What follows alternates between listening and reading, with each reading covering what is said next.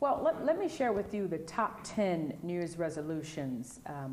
One being spend more time with family, 2 being fit in fitness, 3 tame the bulge, 4 quit smoking, 5 enjoy life more, 6 quit drinking, 7 to be debt free, 8 to learn something new, 9 to help others, and 10 to get organized.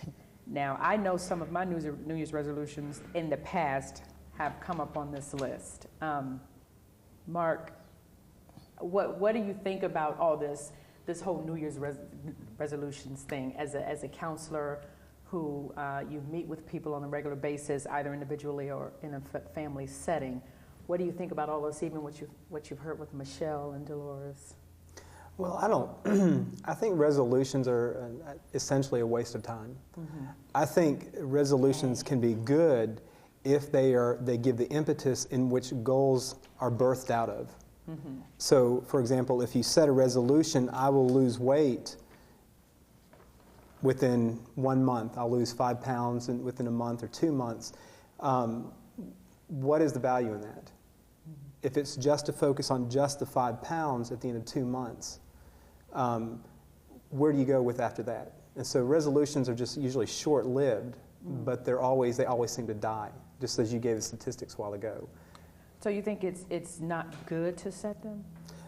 I think, like I said, I think resolutions has its value, but only if it's the impetus in which goals are birthed out of, okay. Or they create the desire within the individual to obtain or achieve something in life that is leading to a bigger picture or a vision for one's life.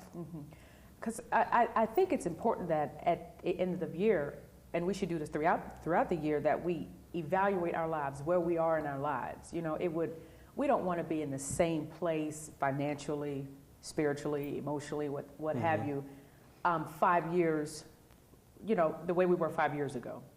We should be seeing growth at some point. At some point, you know, there may be some stagnant states, but we certainly don't want to retreat. So it's important that at the end of the year, which a lot of people do, we look back over our lives and evaluate ourselves. And I had shared with you a quote earlier that said, by Plato, the unexamined life is not worth living. Expound on that quote. Well, if you don't examine your life, you really don't know where you're going.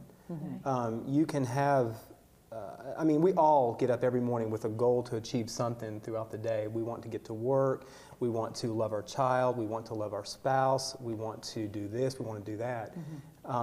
But usually if it's not an examined life in which you are moving somewhere in life, it's not really examined, and so you're kind of wandering in life purposely. But rather versus one who examines their life in light of a vision of where do I want to achieve when I get 65 years of age? What do I want to look back on my life and have achieved by then? And you only get there by life at the age of 65 or 70, retiring with a sense of purpose if you've had an examined life intentionally going somewhere with a greater vision in life.